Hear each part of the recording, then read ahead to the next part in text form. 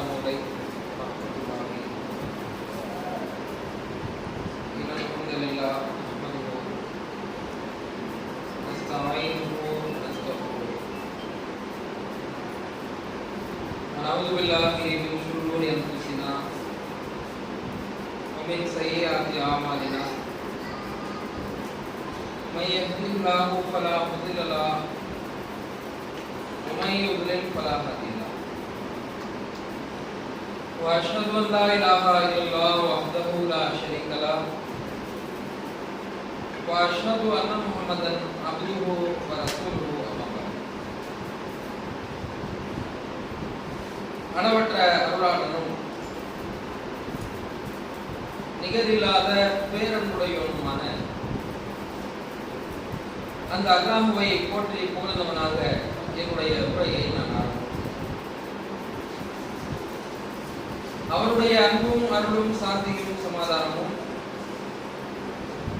நாம் உயிரினும் மேலாக மதிக்கக்கூடிய நபி ஸல்லல்லாஹு அலைஹி வஸல்லம் அவர்கள் மீதும் அவர்களை பின்பற்றி நடக்கின்ற அனைத்து மக்கள் மீதிலும் குறிப்பாக இங்கு ஒன்று குழுமி இருக்கக்கூடிய நம் அனைவர் மீதிலும் நிலவட்டுமாக. கண்ணியத்திற்கும் மரியாதைக்கும் உரிய பெரியவர்களே, தாய்மார்களே, சகோதர சகோதரிகளே, தமிழ்நாடு தௌஹீத் ஜமாத் கிருஷ்ணகிரி மாவட்டத்தில் உள்ள அனைத்து கிளைகளுடைய நிர்வாகிகளும் உறுப்பினர்களும் ஆதரவாளர்களும் ஒரு சேர கலந்திருக்கக்கூடிய இந்த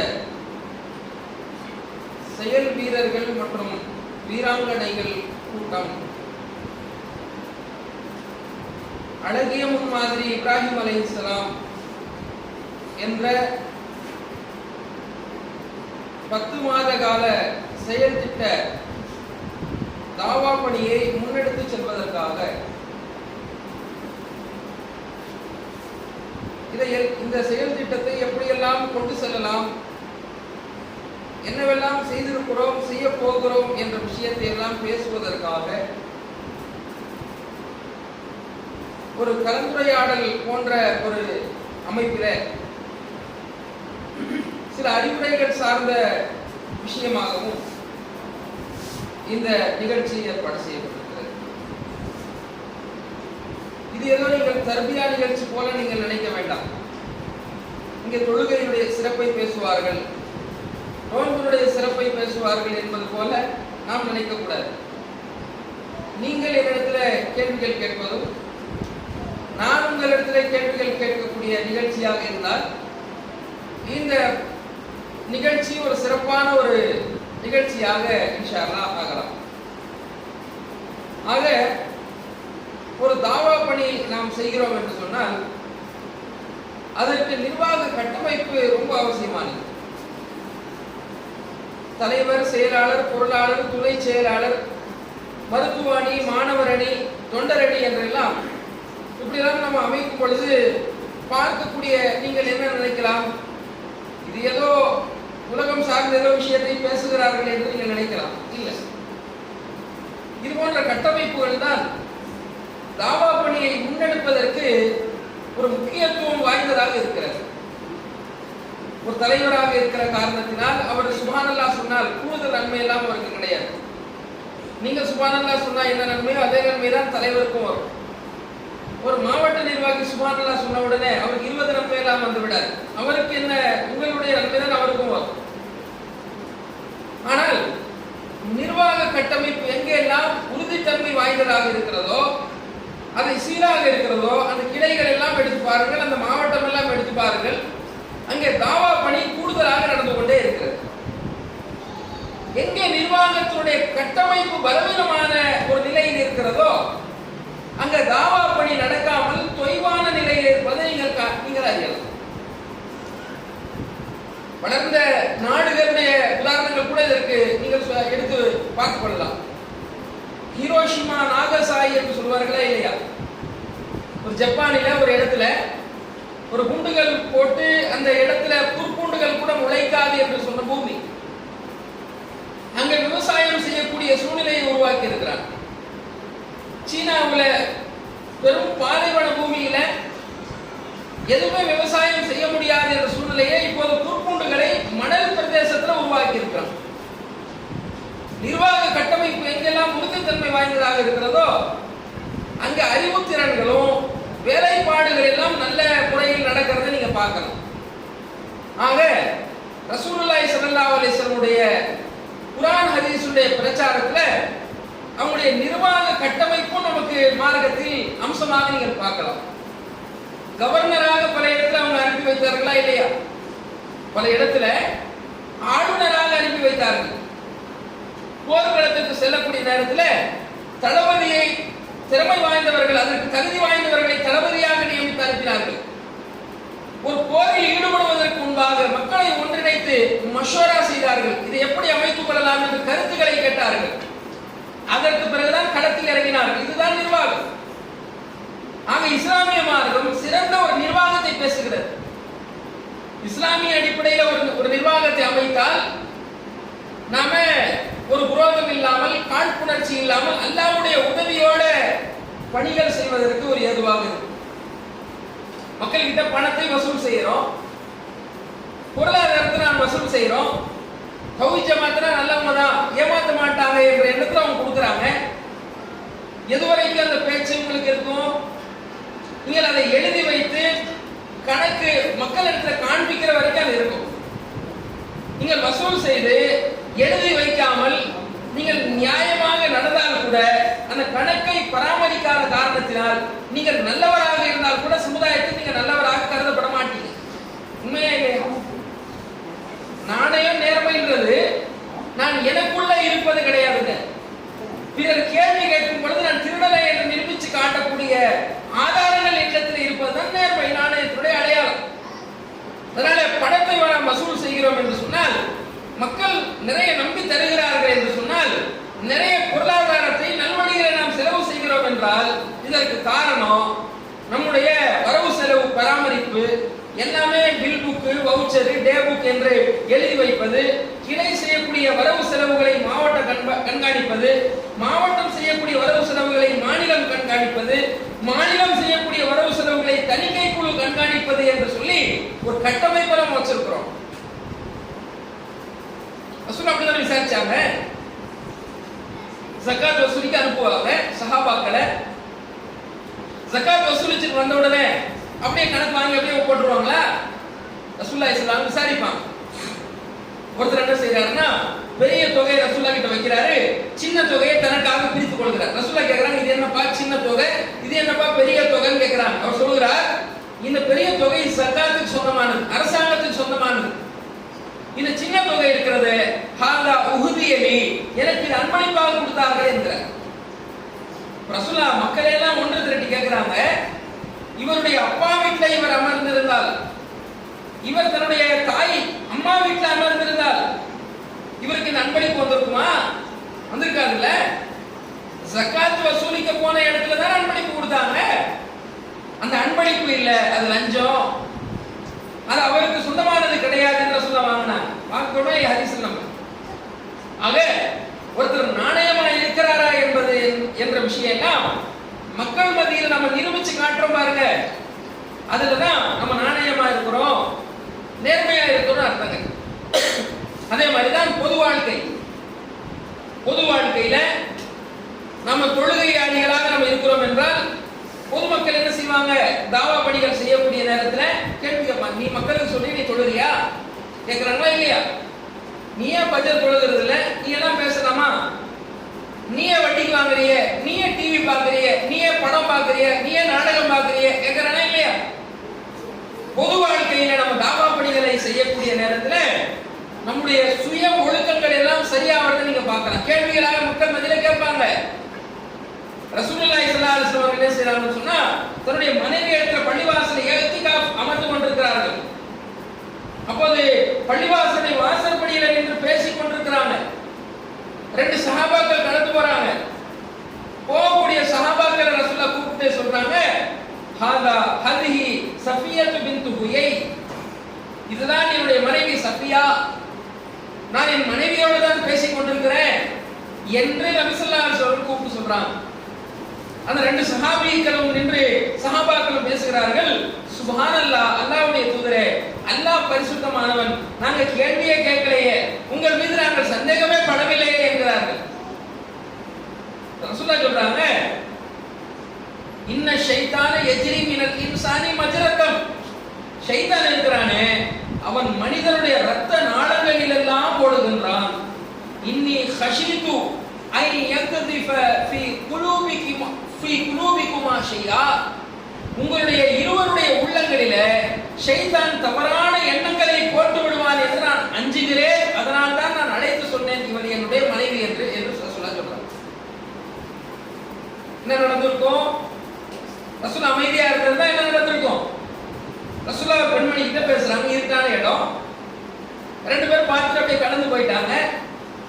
கோமொழியை இருப்பாங்க, எந்த பெண்மணி கிட்ட ரசூலா பேசியிருப்பாங்க? மனைவியா இருக்குமோ? மனைவி இல்லாத இன்னொரு பெண்மணி கிட்ட ரசூலா பேசியிருப்பாங்களோ? ரசூலா அப்படிப்பட்ட நபர் இல்லையே என்ற ஒரு எண்ணம் வருமா இல்லையா? ஷைத்தான் போடுவானா இல்லையா? ரசூலா அந்த சந்தேகம் வரக்கூடிய அந்த வாசலை அடைக்கிறார்கள்.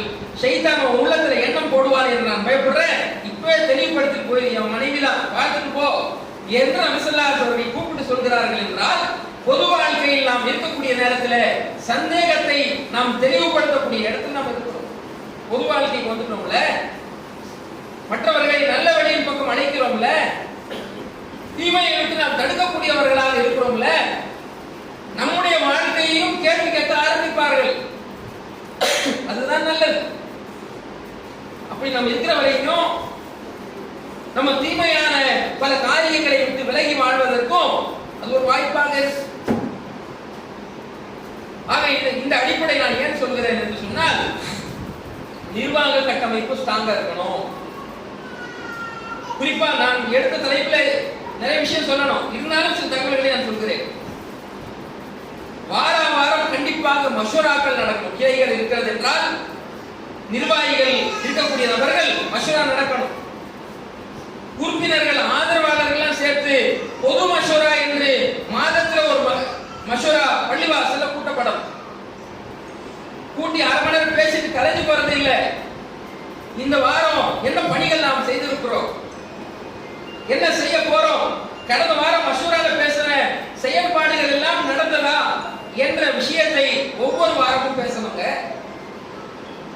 நிர்வாகம் என்று சொன்னால் இந்த நிர்வாகம் எதற்காக? தௌஹீத் ஜமாத்துல எம்எல்ஏ எம்பி பதவிக்கு நிற்பதற்காக நிர்வாகமா? இந்த நிர்வாகமே குந்தும் கைர உம்மத்தின் உஹ்ரிஜத் லின்னாஸ் தஅமுருன பில் மஅரூஃப் வ தன்ஹவுன அனில் முன்கர் வ து'மினூன பில்லாஹ். தாவா படிக்காகத்தான், நல்லதை ஏவுவதற்காகத்தான், தீமையை தடுப்பதற்காகத்தான்.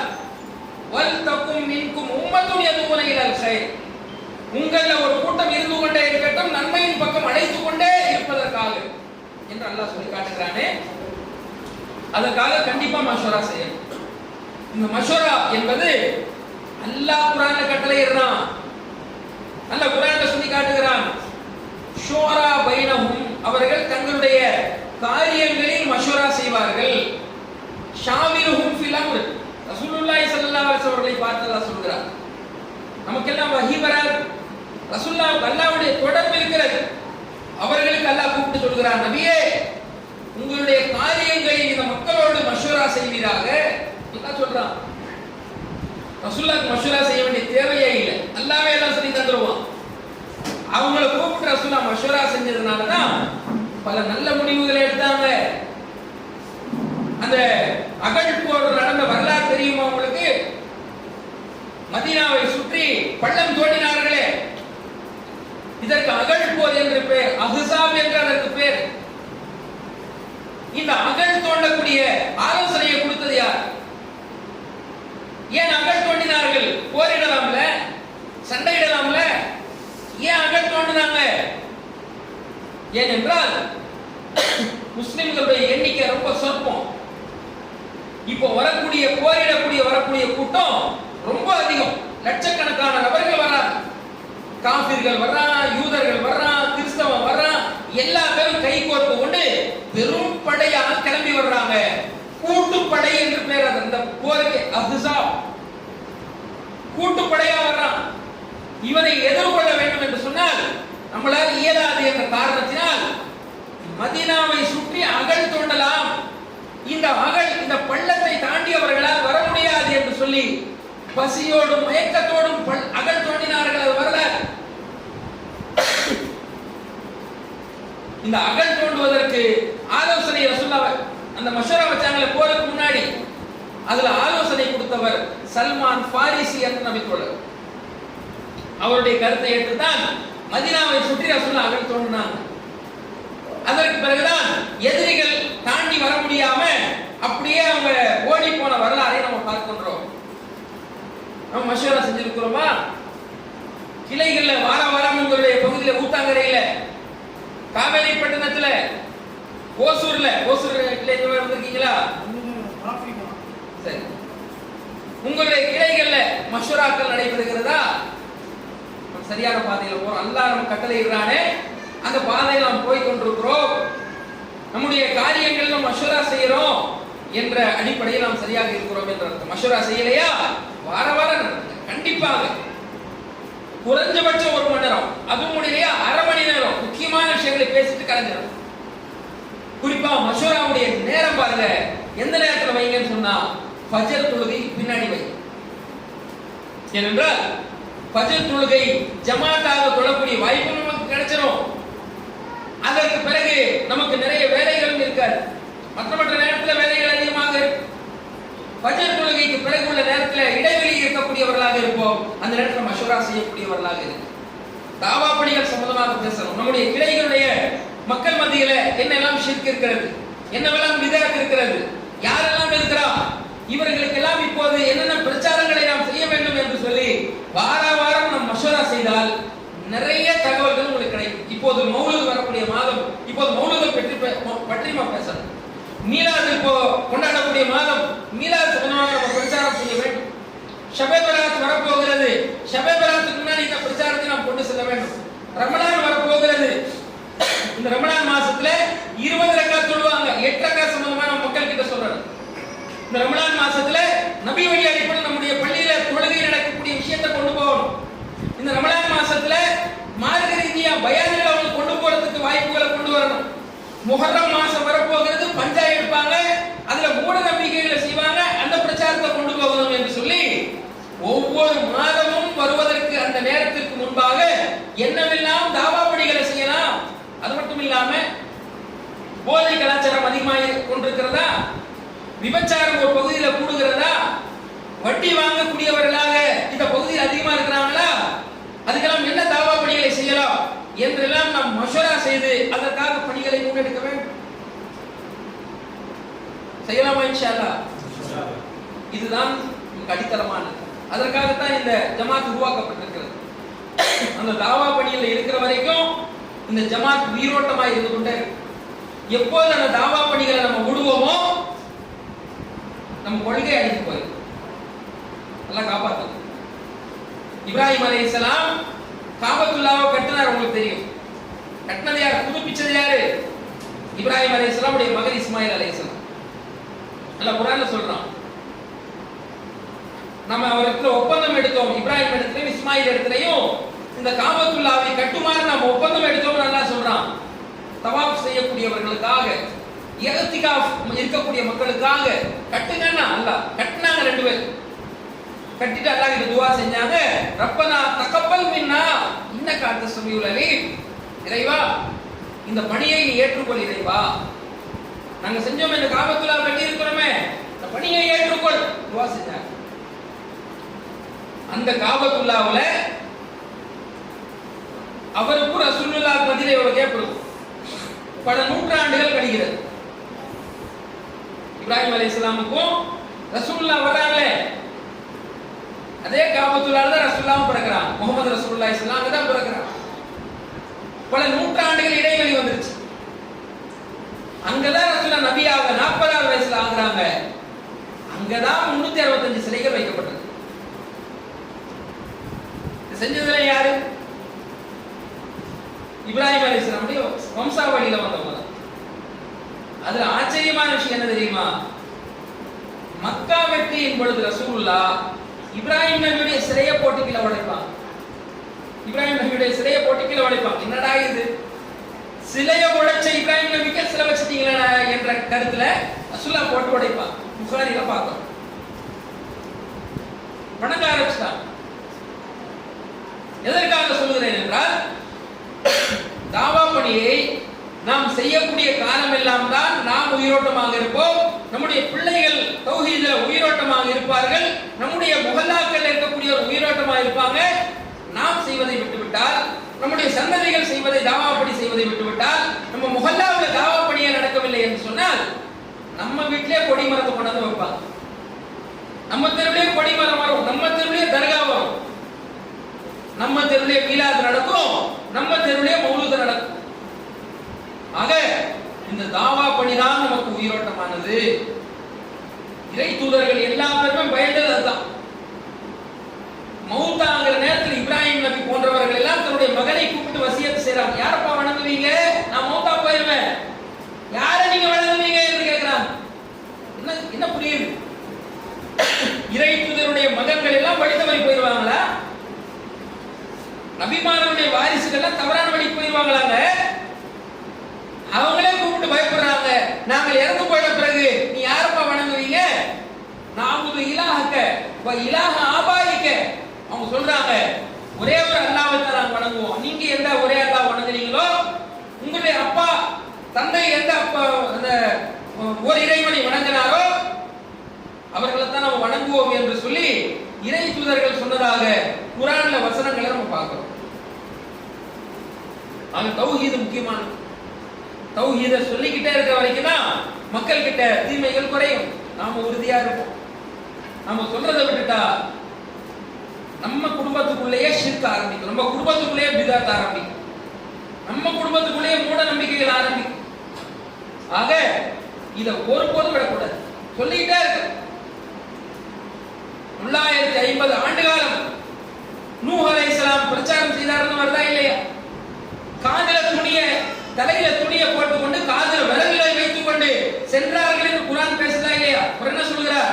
தஅவுது கௌமி லைலா வ நஹாரா, இறைவா என் சமுதாயத்தை நான் ராத்திரில கூப்பிட்டேன், பகல்ல கூப்பிட்டேன், சத்தம் போட்டு கூப்பிட்டேன், ரகசியமா கூப்பிட்டேன், தனித்தனியா கூப்பிட்டேன், எப்படி கூப்பிட்டாலும் சரி அவனை ஏற்றுக்கொள்ளலையா அல்லாஹ் என்று நூஹ் நபி சொல்றாரா இல்லையா?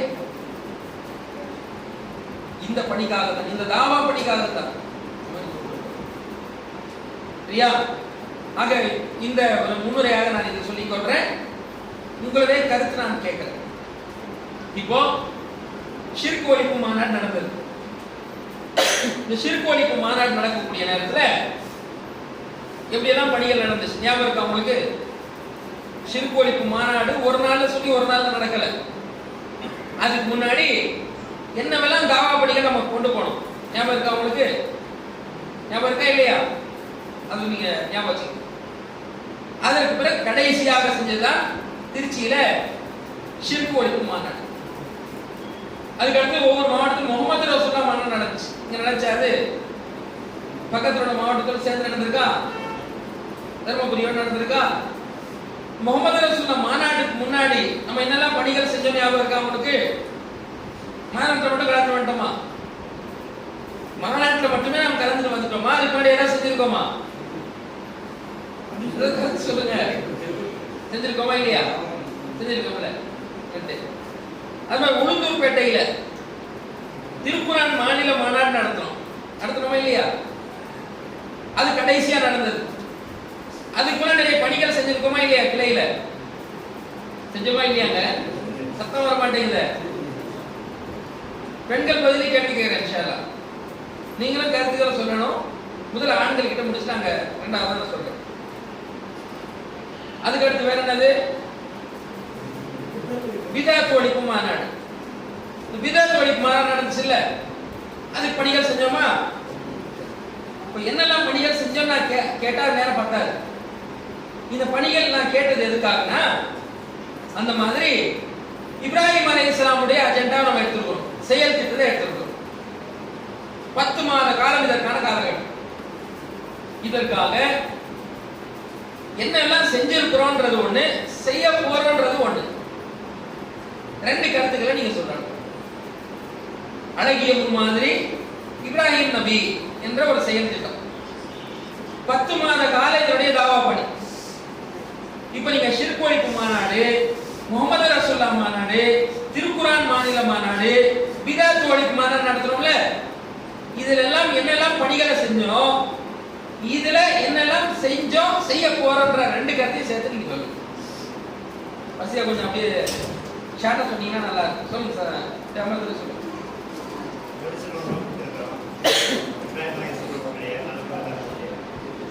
புரியல, சத்தமா சொல்லுங்க.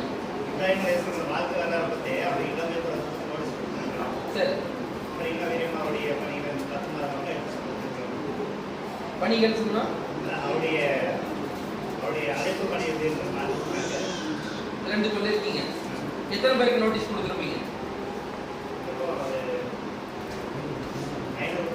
500 நோட்டீஸ் கொடுத்துருக்கீங்க. கூத்தங்கரை கிளை சார்பா நீங்க மொத்தமா சொல்லிடுறீங்க. சரி,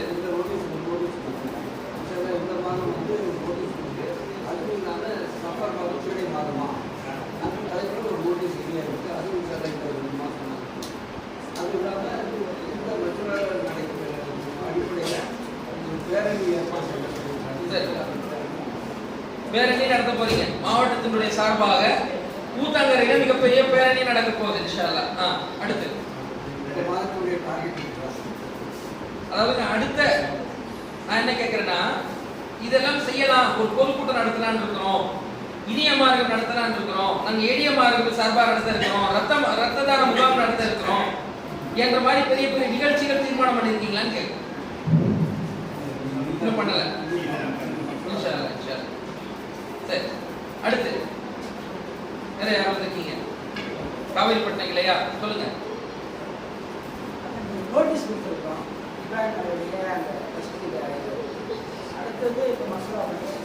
எவ்வளவு நோட்டீஸ் கொடுத்துருப்பீங்க? 500. அவங்க பெரிய கிளை அவங்களே 500 கொடுத்துருக்காங்க, நீங்களும் 500 கொடுத்துறீங்களா? கொடுத்துறீங்க. ரொம்ப கம்மியா இருக்கு. அப்போ நீங்க கொடுத்தது கம்மியா இருக்கு. காவேரிப்பட்டினம் சின்ன கிளை தானே, அவங்க உங்களுக்கு அளவுக்கு டார்கெட் இருக்காங்கன்னா நீங்க அதை விட தாண்டி அதிகமாக கொடுத்துருக்கணும்.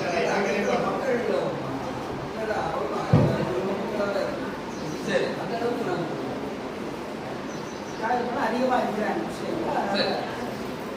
வேற அடுத்த கிளை யார் வந்திருக்கா? புதுப்பேட்டை கிளை சொல்லுங்க. சும்மா 3 சும்மாக்கு நோட்டீஸ் கொடுத்துருந்தோம். சுனச்சம்மன் பள்ளி வாசல்கள்ல. ஆமாம், பள்ளிவாசல் கொடுத்துருக்கோம். அது போக இது வசூலுக்கெல்லாம் போகும்போது கொஞ்சம் பேசுகிற மாதிரி பிரச்சாரம் இன்னும் வரப்போகிற இதில் வந்து நிறையா தனிநபர் தாவாவும் இந்த தெருமுனை பிரச்சாரமும் வைக்கலாம்னு பிளான் பண்ணுறோம். மாதம் ஒரு 2 தெருமுனை பிரச்சாரமும் தனிநபர் தாவா டெய்லி கண்டினியூஸாக ஒரு 6:30 ஒரு ஃப்ரீயாக நிறைய பேர் எத்தனை பேர் அவைலபிள் இருக்காங்களோ அத்தனை பேர் போய் தனிநபர் தாவா ஒரு ஃபோக்கஸ்டாக பண்ணலான்னு யோசிச்சு. எத்தனை பேர் டார்கெட் வச்சிருக்கீங்க? டார்கெட்டு ஃபிக்ஸ் பண்ணல. இன்ஷா அல்லாஹ் யோசிக்கணும். ஒரு பெரிய நிகழ்ச்சிகளா இனிய மார்க்கம் இருக்கு, எளிய மார்க்கம் இருக்கு, ஒரு மிகப்பெரிய ரத்த தான முகாம் இருக்கு. ரத்த தான முகாமும் பிளான் பண்ணிட்டு தான் சரி. அது போன வாரம் நடக்கலாம்னு இருந்துச்சு, ஏதோ ஒரு விஷயத்தினால தள்ளி போயிடுச்சு. இன்ஷா அதுவுமே பொதுக்கூட்டம்லாம் இங்கே நடந்து ரொம்ப நாள் ஆகுது.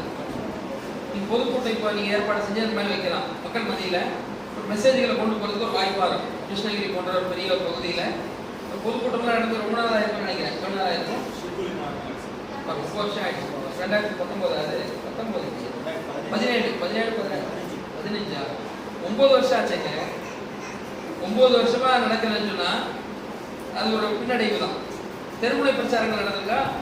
தெருமுனை பிரச்சாரம் வந்து நடந்திருக்கு, ரொம்ப வீரியமா நடந்தது இல்லை. லாஸ்டா இப்போ மஸ்ஜித் ஆரம்பிச்சதுலேருந்து பெருசாக அந்த அளவுக்கு நடக்கல. அதுவுமே ஃபோக்கஸை பண்ணணும். இது வரப்போற மெகாஃபோன் பிரச்சாரம் நடந்ததா? அது நடக்கல. முன்னாடி நடந்துச்சு, இப்போ நடக்கல. வாரம் கூட நடத்தலாமே மெகாஃபோன் பிரச்சாரம். வெள்ளிக்கிழமை நேரத்தில், சனி ஞாயிறு நேரத்தில், வர திங்கட்கிழமை மெகாஃபோன் பிரச்சாரம் பிளான் பண்ணியிருக்கோம். இந்த வாரங்கள்லேருந்து அடுத்து ஸ்டார்ட் பண்ணிடுவோம். அது காவேரிப்பட்டினம் ஏதாவது நிகழ்ச்சி சொல்லுங்க, பெரிய நிகழ்ச்சியா? உங்க மஷரா பண்ண அவங்க சொல்றேன்னு சொல்லியிருக்காங்க, உங்க பொதுக்கூட்டம் மஷரா பண்ண சொல்லியிருக்காங்க. நீங்க தெருமுனை பிரச்சாரம் ஒரு எளிய மார்க்கம், இனிய மார்க்கம் நம்ம எடுக்கலாம். நான் முஸ்லிம்களை வச்சு செய்யற மாதிரி பெரிய செலவு இல்லாம சிம்பிளா செய்யற மாதிரி தான் நம்ம அணிகாட்டுறோம். உங்க சின்ன இடங்கள் இருக்குல்ல, பள்ளிவாசல் மாதிரி வீடு மாதிரி உள்ள இடங்கள் இருக்கு பாருங்க, அங்கேயே பிற மதத்தவர்களை அழைச்சிட்டு வந்து குறைவான செலவுல வைக்கிற மாதிரி நம்ம பண்றோம். இல்லம்மா அப்படி கொஞ்சம் யோசனை பண்ணிட்டாங்களா? முடிச்சிட்டு பிறகு தான் வருவாங்க போல இருக்கு. பெண்கள் ஏதாவது கருத்து, இங்க ஆண்கள் வேற உறுப்பினர்கள் ஏதாவது கருத்து சொல்றீங்களா? கிளை சார்ந்தவங்க சொல்லிட்டாங்க. சகோதரர்கள் நீங்க உங்க கருத்துக்கள் இருக்கலாம், இப்படிதான் இதை தாவா பணிகள் செய்யலாம், உங்க ஆலோசனைகள் நீங்கள் சொன்னா நம்ம நிர்வாகிகள் அதை கேட்டுட்டு சபையில உங்களுடைய கருத்து வச்ச மாதிரி ஆகும், மற்றவங்களும் அந்த நல்ல கருத்துக்களை எடுத்துட்டு பண்ணுவாங்க. வேற நிர்வாகிகளோ ஆதரவாளர்களோ உறுப்பினர்கள் ஏதாவது கருத்து என்ன நீங்க தான் சொல்லலாம். இருக்கா கருத்துக்கள் எதுவும் இல்லையா? இல்லையா? எல்லாம் அமைதியா இருக்கீங்களா? உள்ள வாய்ப்பு கொடுப்பாங்களா? மற்ற இடத்துல கேட்பாங்க, வாய்ப்பு கொடுத்தாலும் பேச மாட்டேங்கிறீங்களே. அடுத்துருக்கீங்க ரொம்ப நாள் ஆச்சு.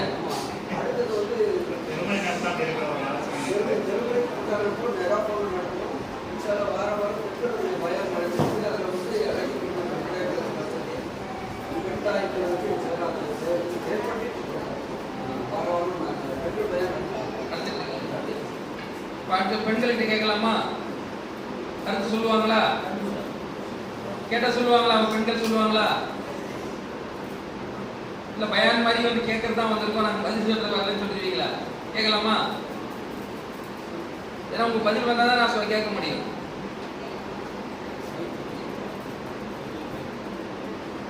கேட்கலாமா? யாராவது ஒருத்தர் பதில் சொல்லுங்க. பெண்கள் தாவா குழு இருக்குதா? கிருஷ்ணகிரி மாவட்ட சார்பா பெண்கள் தாவா குழு இருக்கா?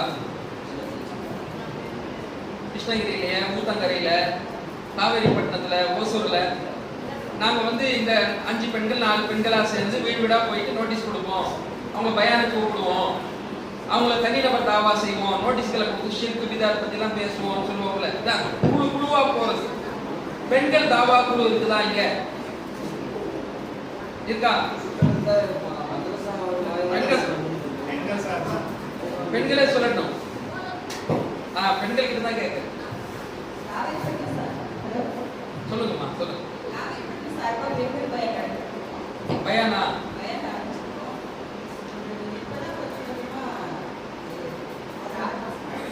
நான் பயான் கேட்கல. நான் கேட்கறது என்னன்னா, நம்ம பயான்ல வருவோம், பேசுவோம், கலந்துக்குவோம், அது இல்லை. ஒரு ஆண்கள் ஒரு 4 பேர் சேர்ந்து வீடு வீடா போயிட்டு நம்ம தாவா பணி செய்யறோம்ல, இப்படி பெண்கள் 4 பேர் 5 பேர் சேர்ந்துக்கிட்டு ஒவ்வொரு இடத்துலயா போயிட்டு என்ன செய்யறாங்க, பெண்கள் தாவா குழுவா பல மாவட்டங்கள்ல பல கிளைகள்ல செயல்பட்டு இருக்காங்க. அப்படி இங்க இருக்கான்னு கேட்கிறேன். பெண்கள் தாவா குழு இருக்கா? இல்ல. கிருஷ்ணகிரியில இல்ல, ஊத்தங்கரையில இல்ல, ஓசூர்ல இல்ல, காவேரிப்பட்டினத்துல இல்ல, இல்லையா? எங்கேயுமே இல்லையா? எல்லா நபர்களும் வந்திருக்கீங்க, எல்லா கிளையில வந்திருக்கீங்கல்ல. ஒரு கிளை வரலையா? ஏன் வரல? வேற வச்சு வந்திருக்கலாம்ல. முக்கியமான நிகழ்ச்சி தானே இது. ஊத்தங்கர பெண்கள் வரலையா? உங்க கூட போட்டி போறது அவங்க இல்ல. இருந்தா அவங்க குழுவா இருந்தா அவங்க சொல்லியிருப்பாங்கன்னு நினைக்கிறேன். ஓசூர் கிளையும் அவங்களும் வரல. இப்ப இருக்கிறது கிருஷ்ணகிரியும் யாரு, காவேரிப்பட்டினம் தான் 2 பேர் தான் இருக்கீங்க. குழுவா இல்லை என்று சொன்னால் முதல்ல நீங்க குழுவை ஏற்படுத்துங்க. பெண்களுடைய தாவா குழுன்றது ரொம்ப ரொம்ப அவசியமானது. இன்னும் சொல்ல போனா ஆண்கள் ஒருத்தர்கிட்ட சந்திச்சு பேசுறதை விட பெண்கள் வீட்டுக்கு போயிட்டு சந்திச்சு பேசுறதுனால பெரிய பெரிய மாற்றங்கள்லாம் ஏற்பட்டது. நாம எல்லாம் போய் டீப்பாலாம் பேச முடியாது. அவங்க சமையல் கட்டுக்கே உள்ள போயிடுவாங்க. ஒரு 5 பேர் சேர்ந்து அவங்க போவார்கள் என்றால் அவங்க கிட்ட குடும்பத்தோட அவங்க வெங்காயம் நறுக்கிட்டு தான் இவங்களும் சேர்ந்து வெங்காயம் நறுக்கிட்டு அப்படியே பேசிக்கிட்டு இருப்பாங்க. அந்த அளவுக்கு இவங்க கூட தோழமையா ஆயிடுவாங்க. அதோட சேர்த்து அவங்களும் பெண்கள் பயானுக்கு வர ஆரம்பிச்சிருவாங்க. அவங்க கிட்ட ஷிர்க் பத்தி பிதாத்தை பத்தி எல்லாம் தாவா செய்யறதுக்கு மிகப்பெரிய ஒரு வாய்ப்பு. இப்போ பெண்கள் பயான் நடக்குதுன்னா அந்த நடப்பதற்கு முன்பாக நம்ம தாவா குழுவா போய் பெண்கள் பயான் நடக்குதுன்னு கொடுத்துருவாங்க. புது புது நபர்கள் அந்த பெண்கள் பயான்ல இருப்பாங்க. ஒரு ஆண்கள் பயானோ ஒரு பொதுக்கூட்டமோ ஒரு தர்பியாவோ நடக்குது, ஜும்மா நடக்குது என்றால் நீங்க போய் சந்திச்சுட்டு சொல்லிட்டு வந்தீங்கன்னா ஒரு புது நபர்கள் ஜும்மாவில் நீங்க பார்த்து 10 பேரை நீங்க பார்க்கணும். பெண்கள் தாவா குழு அவ்வளவு அவசியமானது. இதெல்லாம் சாதாரண விஷயம் கிடையாதுங்க, முக்கியமான விஷயமா நீங்க எடுத்துக்கொள்ளுங்க. தனிநபர் தாவா கண்டிப்பாக இருக்கணும், பெண்களுடைய குழு கண்டிப்பாக இருக்கணும். அவங்களும் தாவா செய்யக்கூடியவர்கள். இஸ்லாத்துல ஆண்கள் தாவா பணி செய்வது எப்படி கடமையோ, பெண்கள் தாவா பணி செய்வது அவங்க மேல கடமை. பெண்களுக்கு ஜிஹாது தான் கடமை கிடையாது, அதெல்லாம் புரிஞ்சுக்கணும். ஆயிரம் தாங்கி போரிடக்கூடிய போராட்டத்தை ரசூலுல்லாஹ் தடுத்தாங்க. மற்ற எந்த ஒரு விஷயத்தையும் ரசூலுல்லாஹ் என்ன செய்யல, தடுக்கல. போர்க்களத்துக்கு வருவாங்க, போர்க்களத்துல அடிபட்டு ரத்த காயங்களோட இருப்பாங்கல்ல, அவங்களுக்கு ட்ரீட்மெண்ட் செய்யக்கூடியவர்களா இருப்பது பெண்கள் தான். அந்த பாயினுடைய சாம்பலை பூசுறது, தண்ணியை நோயாளிகளுக்கு குடிக்க வைக்கிறது, அந்த அடிப்பட்டவர்கள் தூக்கிட்டு போய் கூடாரத்துல போய் தங்க வைக்கிறது போன்ற போர்க்களங்கள்ல உதவி செய்யக்கூடியவர்களா பெண்கள் தான் இருந்தாங்க. இன்னைக்கு என்ன ஆயிடுச்சுன்னா, பெண்கள் வீட்டிலேயே முடங்கி கிடக்க வேண்டும் என்ற அளவுக்கு ஆக்கிவிட்டார்கள்.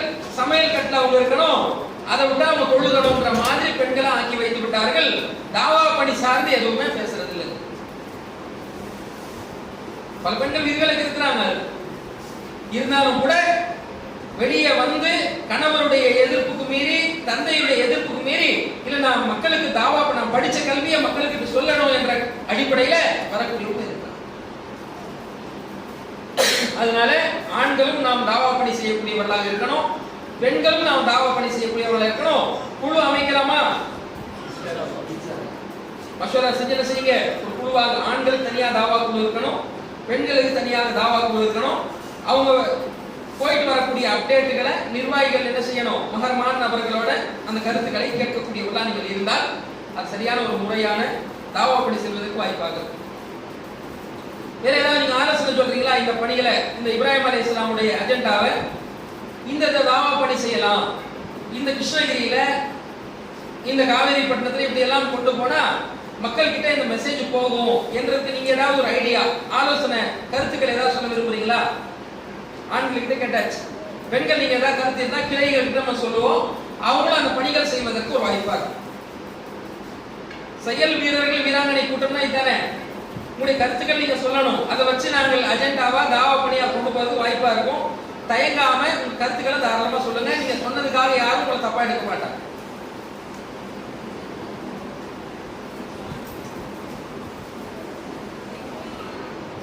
உங்க கருத்துக்கள் தான் உங்களுடைய ஆர்வங்களை காட்டும்.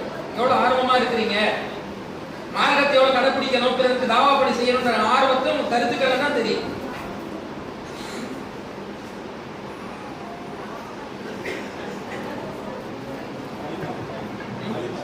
இருக்காங்களா? யாருமே பேச மாட்டேங்கிறாங்களே.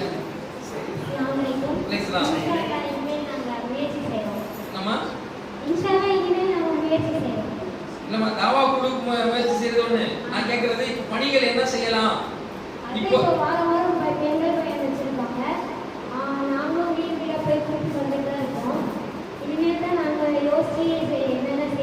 நீங்க செய்யறது மட்டும் கேட்கலாமா?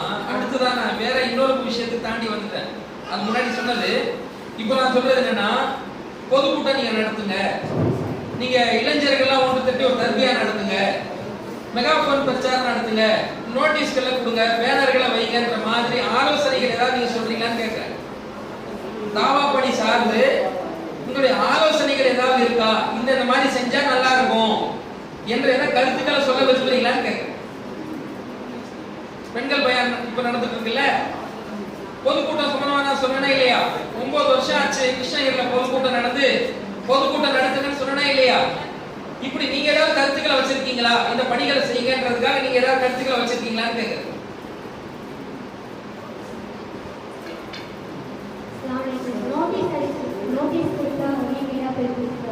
சரி, நல்ல ஒரு ஆலோசனை. நோட்டீஸ்களை பெண்கள் கிட்ட நீங்க கொடுத்தீங்கன்னா அவங்க வீடு வீடா கொண்டு போய் அதை கொடுத்து தாவா பணி செய்யக்கூடிய காரியத்தை நாங்க செய்யணும்னு சொல்றாங்க. வேற நீங்க கேட்டா நான் நிறைய சொல்லுவேன், அவ்வளவு அவசரம் நான் வச்சிருக்கேன். நீங்க சொல்றதுக்காக நான் விரும்புறேன்.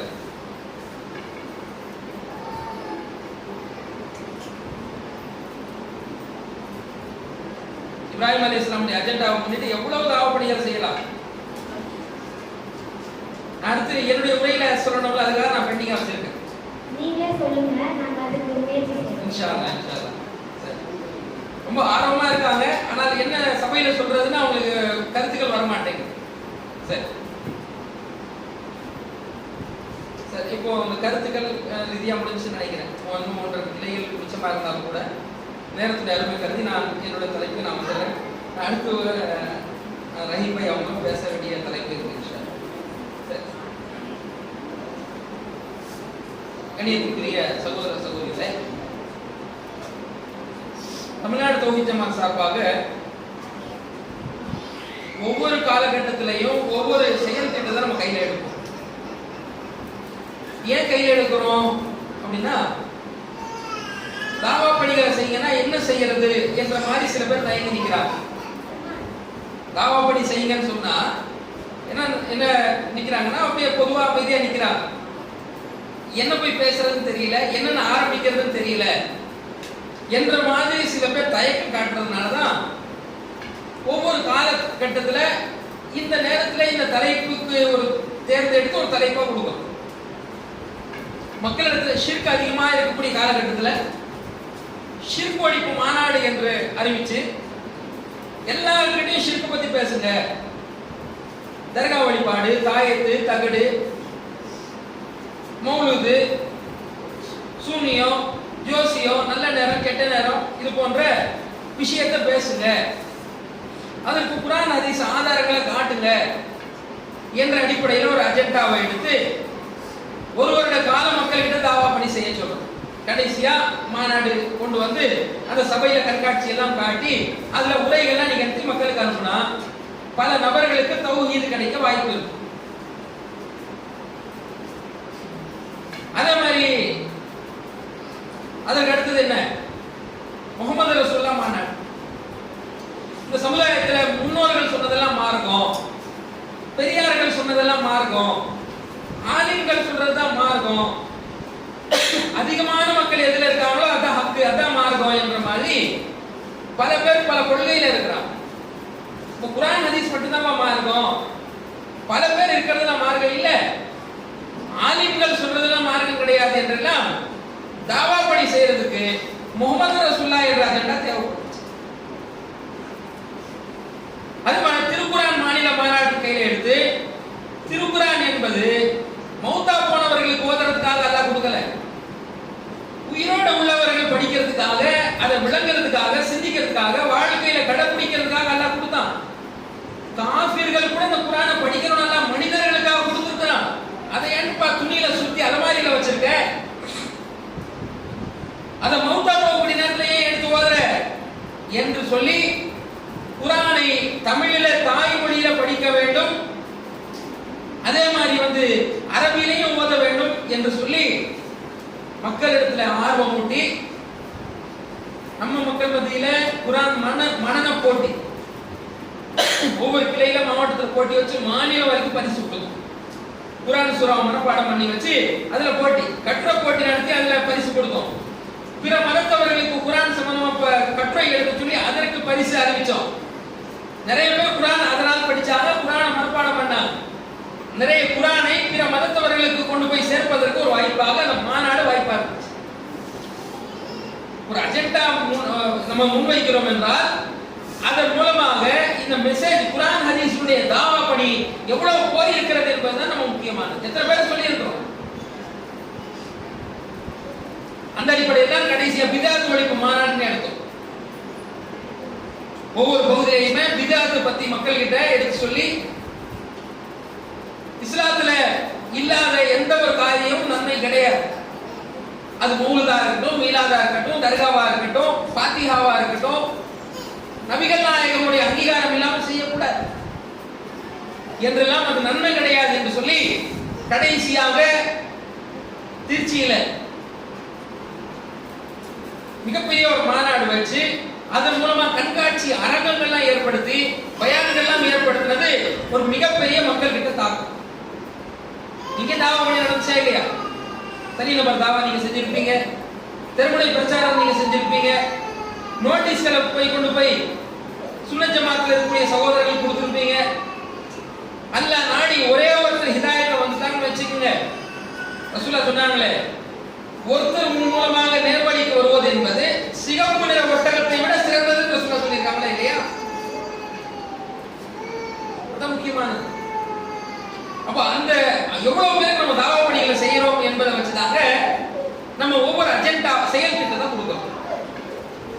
அந்த அடிப்படையில் தான் கடைசியாக இப்போது நம்ம எடுத்ததுதான் அழகிய முன்மாதிரி இப்ராஹிம் நபி. இது என்னடா இப்ராஹிம் நபி, இது என்ன புது வகையான அஜெண்டாவா இருக்கு, செயற்திட்டமா இருக்கு உங்களுக்கு தோணலாம். ஏதோ வரலாறு சொல்றாங்க போல இருக்குது. அப்படி இல்லை. நீங்க குர்ஆனுடைய போதனை எல்லாம் எடுத்து பார்த்தீங்கன்னு வைங்க, இப்ராஹிம் நபியுடைய வாழ்க்கையை கொண்டு வந்துடலாம். நீங்க தௌஹீத் பத்தி பேசணுமா மக்கள்கிட்ட, இப்ராஹிம் நபியுடைய வரலாறு சொன்னா தௌஹீத பத்தி சொல்லலாம். நீங்க ஷிர்க பத்தி பேச போறீங்களா, இப்ராஹிம் நபியுடைய வரலாறு நீங்கள் எடுத்தீர்கள் என்றால் ஷிர்க் சம்பந்தமா மக்கள்கிட்ட நீங்க பேசலாம். இந்த இளைஞர்கள் இளைய வயதுடையவர்கள் வந்து தவறான வழியில போகக்கூடியவங்களா இருக்கிறாங்களா, போதையில பீடி சிகரெட்ல சிந்தனையெல்லாம் மழுங்கடிக்கக்கூடிய காரியத்தில் இருக்கிறானா, இப்ராஹிம் நபியுடைய இளைய வயது இப்ராஹிம் நபி செஞ்ச காரியத்தை எடுத்து சொல்லி மக்கள்கிட்ட இளைய வயது பிரச்சாரத்தை கொண்டு போறோம். கொள்கையை ஏற்றுக்கிட்டு நம்ம இருக்கிறோமா, தடுமாற்றம் நம்ம கிட்ட இருக்குதா, உறுதி இல்லையா? கொள்கை உறுதி என்றால் இப்ராஹிம் நபி வாழ்க்கையை பாருடா, எவ்வளவு கொள்கை உறுதியா இருக்கார் பார் என்று கொள்கை உறுதிக்கு இப்ராஹிம் நபியுடைய வரலாறு இருக்காது. ஒரு குடும்பம் அல்லாஹ்வுக்கு கட்டுப்பட்டு நடக்க வேண்டுமா, இப்ராஹிம் நபியுடைய குடும்பத்தை பார், அவரை போல அல்லாஹ்வுக்கு கட்டுப்பட்டு வாழி என்று சொல்லி இப்ராஹிம் நபியுடைய குடும்பத்தை நீங்கள் எடுக்கலாம். நல்ல பண்புகளை நாம் பேச வேண்டுமா, கெட்ட குணம் இருக்கக்கூடாது, நல்ல பண்பு இருக்க வேண்டும். இப்ராஹிம் நபியுடைய வாழ்க்கையை பார்க்கலாம். எந்த சோதனையா இருந்தாலும் பிரச்சனையா இருந்தாலும் அல்லாஹ் கிட்ட உதவி தேடணும், அல்லாஹ் கிட்ட நம்ம சார்ந்து வாழணும் என்ற வாழ்க்கையை பேசணுமா, இப்ராஹிம் நபியுடைய வாழ்க்கையை பார்த்து நம்ம பாடம் படிக்கலாம். அவ்வளவு பிரார்த்தனை, அவ்வளவு துவா, அல்லாஹ்வை சார்ந்து வாழக்கூடிய வாழ்க்கை, அல்லாஹ்வை நம்பி வாழக்கூடிய வாழ்க்கை, அல்லாஹ் கிட்டே கையேந்திர வாழ்க்கை. சும்மா எடுக்கல நம்ம இந்த அஜெண்டாவை. அழகிய முன்மாதிரி இப்ராஹிம் அலைஹிஸ்ஸலாமுடைய அஜெண்டா எடுக்கிறதுக்கு பல காரணங்கள். எந்த ஷிர்க் வந்து மண்ணில் புதைந்து போய்விட்டது என்று நாம் நினைத்தோமோ அது ஆங்காங்கே வீறு கொண்டு எழுந்து கொண்டிருக்கிறது. ஏர்வாடியில, நாகூர்ல கடந்த தந்தூரி குருஸ் போன்றதெல்லாம் நீங்கள் பார்த்திருக்கலாம், வீடியோவில் நீங்கள் பார்த்திருக்கலாம். இந்துக்களும் முஸ்லிம்களும் சகோதரத்துவத்தோடு உருஸ் கொண்டாடினார்கள். டிவியில போடுறான், பார்த்தோம் அவ்வளவு கூட்டம். நம்மளை எதிர்க்கணுங்கிறதுக்காகவே பல லட்சங்களை கொட்டி அதற்காக செலவு செய்கிறார்கள். 90-95 எவ்வளவு கூட்டம் இருக்கும், அதுல அது போல ஒரு பெரிய கூட்டத்தை திருப்பியும் உருவாக்குகிறார்கள். மக்களிடத்தில் பணத்தை செலவு செய்து உயிரோட்டம் கொடுக்கிறார்கள். அப்போ எந்த ஒவ்வொரு பட்டி தொட்டிகள்லாம் போய் ஷிர்க்கு பத்தி பேசி, தர்கா வழிபாடு ஷிர்க்கு, தாயத்தை கட்டுறது ஷிர்க்கு, சூனியத்தை நம்பக்கூடாது, மௌலூத் ஓதக்கூடாது எல்லாம் பேசணுமோ அது திருப்பி சொல்ல வேண்டிய தேவை ஏற்படுகிறது. ஆக ஷிர்க்கு பத்தி மக்கள் கிட்ட பேசணுமா, அப்போ ஒரு தலைப்பு தேவைப்படுது. திருப்பி ஷிர்க் ஒழிப்பு மாநாடு அறிவிக்கிறதா? இல்ல. இன்னும் சில மாவட்டங்கள் கருத்து சொல்கிறார்கள். இளைஞர்கள் எல்லாம் போதையில் இருக்கிறாங்க, கஞ்சால இருக்கிறாங்க. முஸ்லிம் முஹல்லாக்கள்ல ராமநாதபுரம் போன்ற கீழக்கரை போன்ற இடங்கள்லாம் உதாரணமாக சொல்லலாம். சமீபத்தில் சில மாதங்கள் முன்பாக நம்முடைய பள்ளியில இருக்கக்கூடிய நிர்வாகி ஒரு 5 பேர் சேர்ந்து கொண்டு பெரிய ஆயுதங்களால் குத்தி அப்படியே கொதறி விட்டு சென்றார்கள். அவருக்கு தையல் போட்டு அந்த காலை பிழைக்க வைத்தது பெரிய சவாலான ஒரு விஷயமாக ஆகிவிட்டது. செஞ்சவங்க யாரு? 5 பேர் பட்டியல் இருக்குது. எல்லாம் முஸ்லிம் பாய்மார்களுடைய பேரா இருக்கு. கேட்டா எல்லாம் கஞ்சா பார்ட்டின்றான். இளைய வயதுடையவர்கள் நல்ல பாதையில செல்ல வேண்டியவன் தவறான பாதைக்கு போறான். இலக்கை நோக்கி இளைஞனை வா சேர்த்து எடுத்து ஞாபகம் இருக்கா உங்களுக்கு?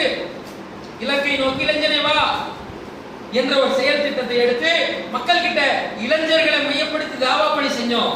இளைய வயது பெண்களுக்கு மையப்படுத்தி தாவா பணி செஞ்சோம். தவறான வழியில போகாதீங்கப்பா, அல்லாஹ்வுடைய பாதையில வாங்க தாவா பணி செஞ்சோமே. அது இந்த காலத்தில் தேவைப்படுத்துறவங்க கிட்ட நிறைய பேர் ஆலோசனை கொடுத்தாங்க. ஷிர்க்குக்கு எதிரான பிரச்சாரமும் தேவைப்படுகிறது. இளமை பருவத்தில் தவறான வழியில கழிக்க கூடாது, ஆண்களும் கழிக்க கூடாது, பெண்களும் கழிக்க கூடாது என்று தலைமைக்கு ஆலோசனை வருகிறது. நாம் களத்தில் பார்க்கிறோம். ஆக இப்ராஹிம் அலைஹிஸ்ஸலாமுடைய அஜெண்டாவுல இளமை பருவமும் கவரக்கூடியதாக இருக்கிறது. அவருடைய வரலாறுல அவர் சிலையை உடைச்சாரே, பெரிய சிலைகள் சின்ன சிலைகள் இருக்கும் பொழுது சின்ன சிலைகள் எல்லாம் உடைத்து விட்டு பெரிய சிலைகளுடைய கையில கோடாரியை கொடுத்தாரே, அதை பற்றி அந்த மக்கள் பேசுகிறார்கள். இது செஞ்சது யார்?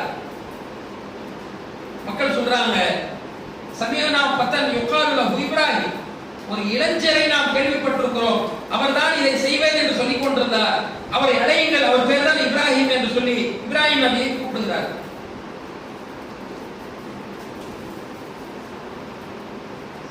7 நிமிஷம் தான் கொடுக்குறாங்க, இப்பதான் நான் ஆரம்பிக்கலாம்னு இருக்கேன். சரி,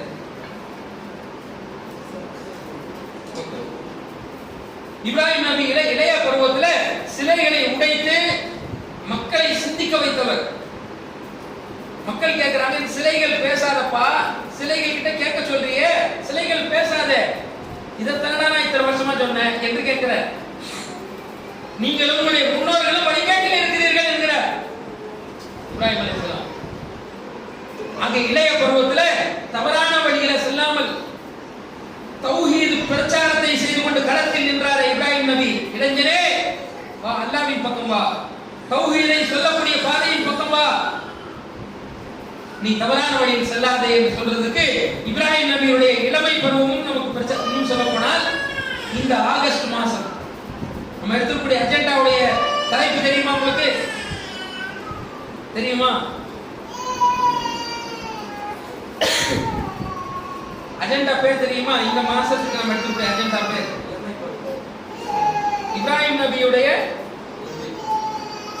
இப்ராஹிம் நபியின் இளமை பருவம். ஆகஸ்ட் மாசத்துல நம்ம செய்ய வேண்டிய பிரச்சாரம். ஒவ்வொரு மாசத்திலையும் என்னெல்லாம் தாவா பணிகளை செய்யணும் நம்ம அப்படியே வகைப்படுத்தி இருக்கிறோம்.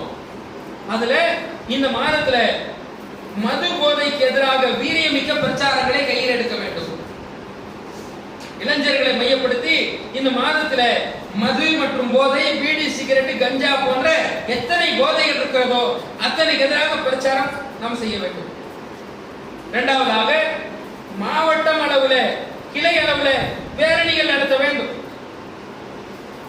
சில இடத்துல பலவீனமாக இருக்கிறது என்று சொன்னால் எல்லா கிளைகளும் ஒருங்கிணைத்து பேரணி நடத்த வேண்டும் என்று நம்ம தலைமையிலிருந்து வழிகாட்டியிருக்கிறோம். அது மட்டும் இல்லாம கிருஷ்ணகிரியில உங்களுக்கு நிறைய இளைஞர்கள் இருப்பாங்க, இளைய வயது பெண்கள் இருப்பாங்க. இந்த இளைய வயது ஆண்களுக்கு தனியாக தர்பியா நடத்தப்பட வேண்டும். அவங்கள மட்டுமே எல்லாருக்கும் தாவா பண்ணி செஞ்சு அவங்களுக்கு மட்டுமே கூப்பிட்டு என்ன செய்யணும்? தர்பியா நடத்தணும். இளைய வயது பெண்களை மட்டுமே ஒருங்கிணைச்சு மக்கள் கிட்ட போய் சொல்லி அவர்களை ஒருங்கிணைச்சு, பெண்கள் பெரியவங்க கலந்து கொள்ளலாம், பிரச்சனை இல்லை, முக்கியமானது அவங்க தான். இளைய வயதுடையவர்கள் தடுமாறக்கூடியவர்களாக இருக்கிறாங்க, சில பேர் தவறான வழிக்கு போகக்கூடியவர்களா இருக்கிறாங்க. ஆகவே இந்த தர்பியாக்கள் இளைய வயதுடையவர்களுக்கு மையப்படுத்தி தாவா பணியை செய்ய வேண்டும் என்று சொல்லி போதைக்கு, மது போதைகளுக்கு எதிராக பிரச்சாரமும் பேரணியும், இளைய வயதுடைய ஆண்கள் பெண்களுக்கான தர்பியா நிகழ்ச்சியும் இந்த மாதத்தில் நாம் நடத்த வேண்டும் என்று முடிவெடுத்தோம். செய்யலாமா? அடுத்ததாக ஆகஸ்ட் மாதம் முடிஞ்ச பிறகு செப்டம்பர் மாதம். செப்டம்பர் மாதத்துல என்ன வரும் தெரியுமா உங்களுக்கு? இந்த வரக்கூடிய செப்டம்பர்ல என்ன ஆரம்பிப்பாங்க தெரியுமா? ரபியுல் அவல் மாசம் வரப்போகுது. ரபியுல் அவல் மாசத்துல என்ன செய்வாங்க? மீலாது மௌலூத் எல்லாம் அந்த மாசம் தான் ஆரம்பிப்பாங்க. 10 நாள் ஓதக்கூடியவங்க இருக்கிறாங்க, ஒரு மாசம் முழுக்க ஓதக்கூடியவங்களா இருக்கிறாங்க. இந்த ஒரு மாத காலமும் ஷிர்க்குக்கு எதிராகவே பிரச்சாரம். இப்ராஹிம் நபியுடைய மொத்த வாழ்க்கையை நீங்க எடுத்து பார்த்தா இணை வைப்புக்கு எதிரான பிரச்சாரம் வாழ்க்கையிலே இருந்துட்டாரு. மன்னர் கிட்ட போய் தௌஹீத சொல்லுவாரு, ஊர்ல சிலைகளை உடைச்சு தௌஹீத சொல்லுவாரு, தந்தை கிட்ட போயிட்டு அப்பா கேட்காத பார்க்காத உதவி செய்யாத ஏப்பா வணங்குறீங்கன்னு கேட்பாரு. கேட்கிறாரா இல்லையா? எனவே ஷிர்க் எந்த மாதத்தில் அதிகமாக நடைபெறுதோ அந்த ரபியுல் அவல் மாதத்தை தேர்ந்தெடுத்து அந்த ரபியுல் அவல் மாதத்துல என்னன்னு சொன்னா இணை வைப்புக்கு எதிரான தீவிர பிரச்சாரம் என்ற தலைப்புல என்ன செய்ய போகிறோம் என்றால் இணை வைப்பு பொருட்களை அகற்றுவது. ஷிர்க் ஒழிப்பு மாநாட்டு நேரத்தில் ஒவ்வொரு வீடா போய் தகடு கலட்டிட்டு வந்தோமா இல்லையா, தாயத்தை கலட்டிட்டு வந்தோமா இல்லையா, ஒரு மலை மாதிரி பூச்சி வச்சு எரிச்சோம்.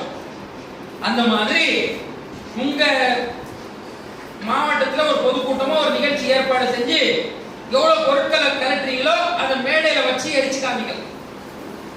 ஒரு பெரிய நிகழ்ச்சி அந்த மாசத்துல முழுவதுமா தாவா பணிகளை செஞ்சுட்டு இறுதியாக ஒரு நிகழ்ச்சி நடத்தி அதுல என்ன செய்ய, இவ்வளவு இணைப்பு பொருட்கள் நாங்கள் கலட்டி இருக்கிறோம் என்று சபையிலேயே போட்டு கொளுத்தி காண்பிக்கக்கூடிய விஷயத்தை செய்தால் அதுவும் ஒரு விழிப்புணர்வாக ஷிர்க் ஒழிப்பு மாநாட்டில் தான் செஞ்சோம்.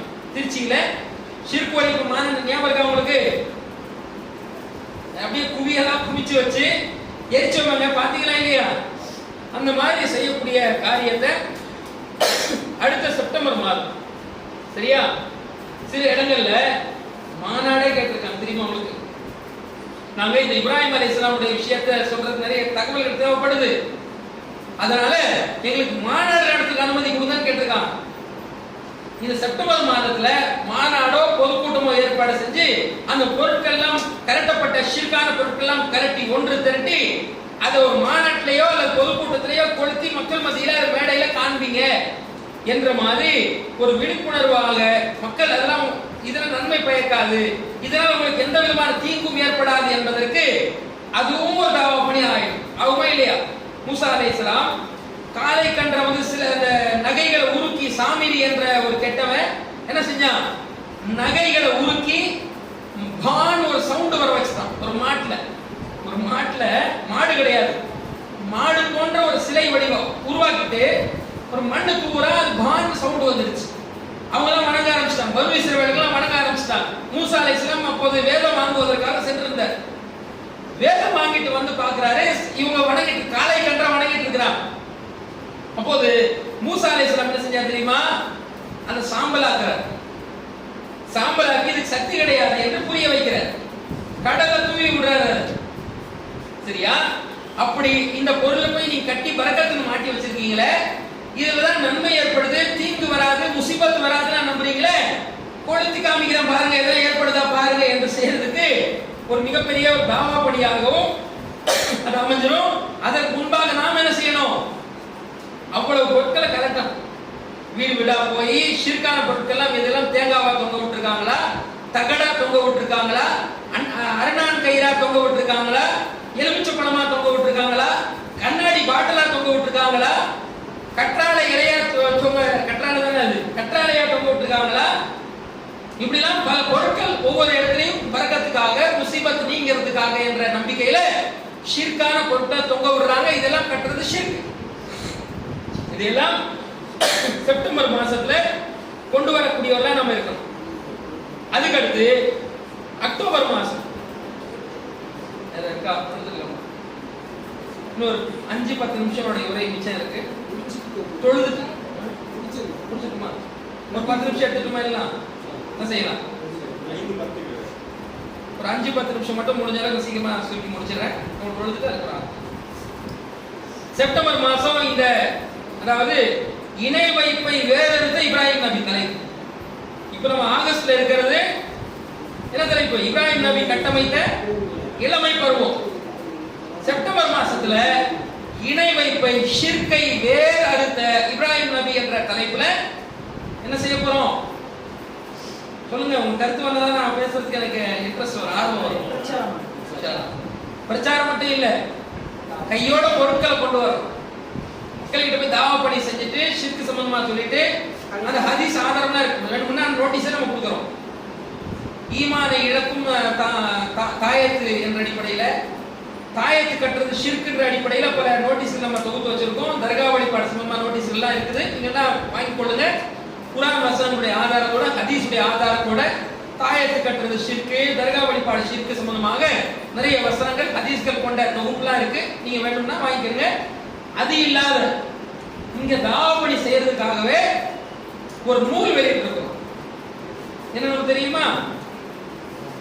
அழகிய முன்மாதிரி இப்ராஹிம் நபின்னு ஒரு நூல், 20 ரூபாய் மதிப்புள்ள ஒரு நூலை தாவா பணி செய்யணும்ன்றதுக்காகவே அதிகமான பிரிண்டுகள் போட்டு ஒரு நூல் 10 ரூபாய் என்ற கணக்குல கேட்டிருக்கோம். கிருஷ்ணகிரி மாவட்டத்துல இருந்து எவ்வளவு எண்ணிக்கை தேவைன்னு கேட்டிருக்கோம். ரொம்ப ரொம்ப குறைவான ஒரு 700 புக்கு எங்களுக்கு கொடுங்கன்னு வாங்கியிருக்காங்க.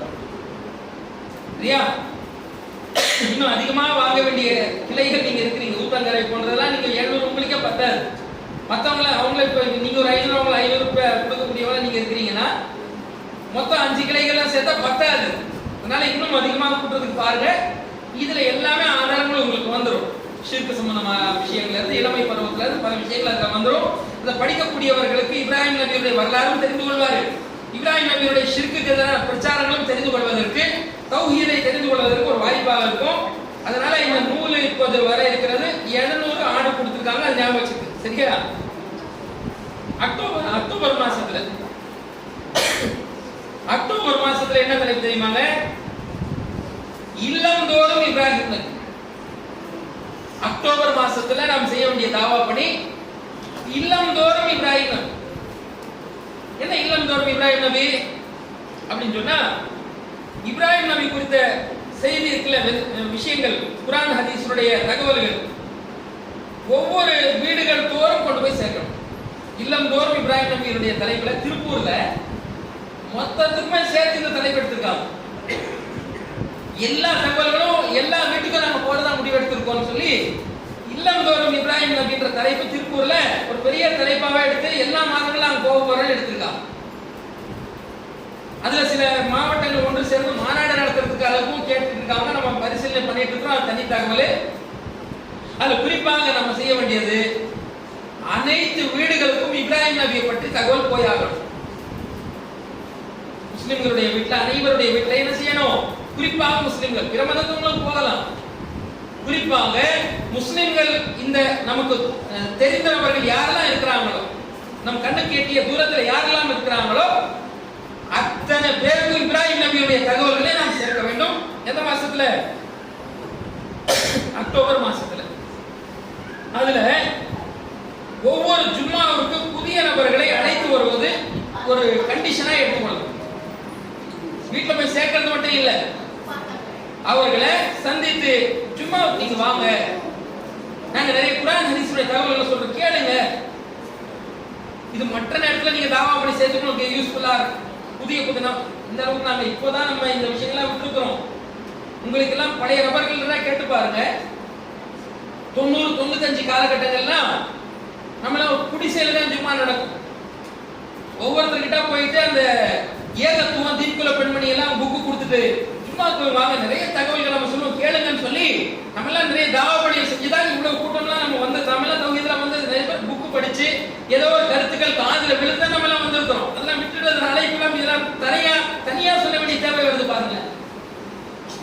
நம்ம கிட்ட ஊறி போன ஒரு பழக்கமாக இருந்த விஷயம் தனியாக சொல்லக்கூடிய அடிப்படையில மாறிவிட்டது. ஒவ்வொரு ஜும்மாவுக்கும் புதிய நபர்களை அழைத்து வரக்கூடிய விஷயத்தை அக்டோபர் மாசத்துல இல்லந்தோறும் இப்ராஹிம் நபியுடைய தலைப்புல அனைத்து வீடுகளுக்கும் போகக்கூடிய நேரத்துல இப்ராஹிம் நபியுடைய தகவல்களை சேர்க்கும் பொழுது புதிய நபர்களை ஜும்மாவுக்கு வரவைக்கக்கூடிய காரியத்தை செய்யணும். அதுல மூணாவதாக பெண்கள் குழு தாவா மூலம் பெண்களுக்கு தனிநபர் தாவா மற்றும் வீடுதோறும் தாவா பணிகளை மேற்கொள்வது மற்ற நேரத்திலே செய்யணும்.